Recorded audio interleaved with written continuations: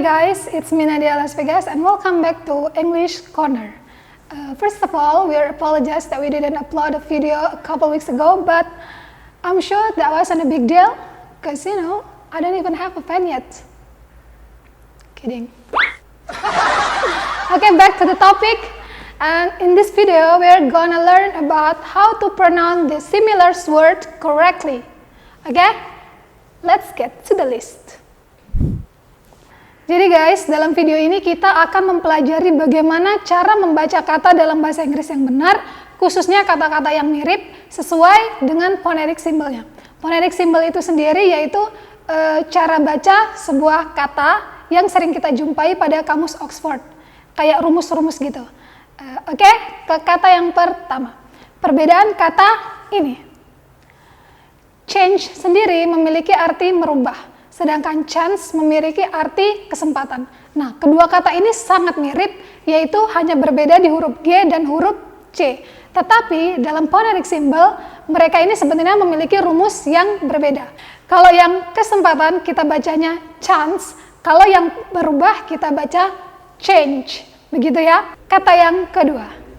Kata yang kedua ini juga sangat-sangat mirip, karena dalam penyebutannya bisa terbalik ataupun salah, yaitu kata dalam bahasa Inggris pantai dan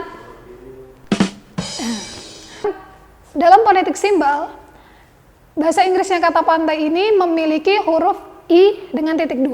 Titik 2 di sini berarti kata itu agak sedikit panjang dibanding kata yang lainnya. Jadi kata pantai dalam bahasa Inggris dibaca beach. Beach. Sedangkan kalau kata pelacur dalam bahasa Inggris itu kita akan menemukan rumusnya dengan huruf I besar. Nah, I besar ini dalam bahasa Inggris dibaca seperti E, sate. E pada kata sate. Jadi bacanya beach. Beach. Karena tidak ada titik duanya maka dibaca cepat. Beach atau normal saja, tidak panjang. Oke, jadi perbedaannya adalah beach dan beach. Sudah jelas ya?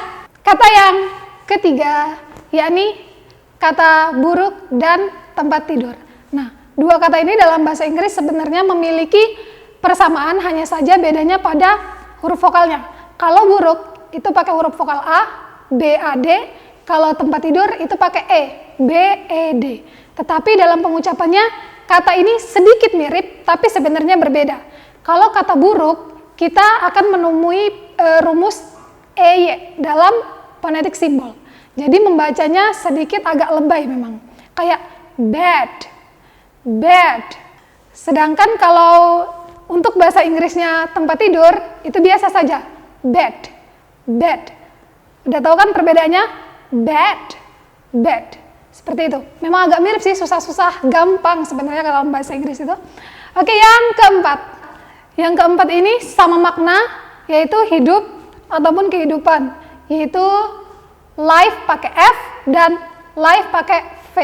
Nah, sebenarnya kata ini sama pengucapannya, hanya berbeda di huruf akhir, yaitu F sama V. Sama-sama dibaca life. Tetapi dalam kondisi lain, life ini ketika menjadi kata kerja, khususnya life yang pakai V, itu akan berbeda. Misalkan dalam kata kerja kedua, life akan menjadi lived. Lived. Seperti itu. Jadi sebenarnya pembacaannya sama, tetapi kalau kata life ini masuk dalam kata kerja akan menjadi lived. Khusus yang pakai V, bukan pakai F. Oke? Yang kelima. Nah, kata yang kelima ini ada 3 yang sebenarnya agak-agak mirip dan sering banget kadang orang ketuker kalau ngomong. Yaitu kata tahu, tidak, dan sekarang. Nah, sebenarnya kata tahu dan tidak ini pembacaannya sama. No. No. Karena bahasa Inggrisnya kata mengetahui ini sebenarnya K-nya di silent. Jadi bacanya sama dengan kata tidak. Jadi no. Sedangkan kata sekarang dalam bahasa Inggris kita ganti huruf vokalnya dengan kata A. Jadi now. Oke, udah jelas kan? Kata yang keenam. Kata yang 6 ini juga sering banget salah dalam pengucapannya, yaitu bahasa Inggrisnya menerima dan kecuali.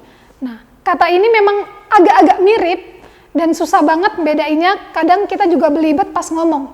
Nah, kalau bahasa Inggrisnya menerima sendiri, kita bacanya accept, pakai e, accept. Sedangkan kalau kecuali kita pakainya i, accept, accept. Jelas ya? Kata yang ketujuh. Kata yang ketujuh yaitu perbedaan bahasa Inggrisnya kertas dan lada. Kalau secara penulisan emang nggak mirip. Nah, kalau untuk kertas sendiri kita bacanya paper, paper. Sedangkan untuk lada kita bacanya paper, paper. Udah jelas kan? Jadi lanjut ke yang ke-8. Kata yang ke-8 ini juga ada 3, yaitu bahasa Inggrisnya hati, sakit, dan susah. Nah, kalau bahasa Inggrisnya hati, kita bacanya pakai A, yaitu heart, heart. Kalau kita mengucapkan bahasa Inggrisnya susah, kita juga pakai A, tetapi belakangnya D, yaitu heart, heart.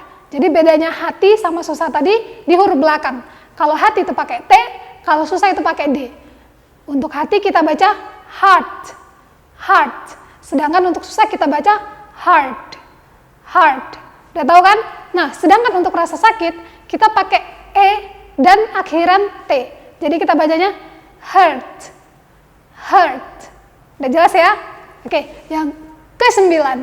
Yang ke-9 ini adalah perbedaan pengucapan untuk bahasa Inggrisnya topi dan kepunyaan. Nah, topi ini kalau dalam bahasa Inggrisnya kita baca hat, hat. Sedangkan kalau kepunyaan khususnya untuk yang past tense kita baca had, had. Ini sama-sama pakai e dalam phonetic simbolnya, jadi bacanya emang nggak gitu. Yang ke-10, yang terakhir, ini juga sering banget salah, yaitu perbedaan kata bahasa Inggrisnya pohon sama angka 3. Apalagi kalau kita berhitung 1, 2, 3, itu salah. Jadi 1, 2, pohon. Nah, salah guys, yang benar itu 3. Jadi lidah kita tuh kayak agak digigit gitu. 3. Sedangkan kalau pohon, 3. Kayak gitu. Yang sering kita sebut dalam berhitung itu pohon, bukan angka 3. Jadi jangan salah lagi, kalau pohon 3, kalau angka 3, 3.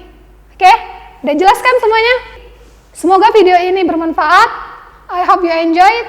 Kalau kalian punya masukan ataupun tema-tema yang ingin dibahas dalam English Corner, silakan write down your comment below. And don't forget to subscribe, like, comment, and share this video to your friend. See you on next video. Bye-bye.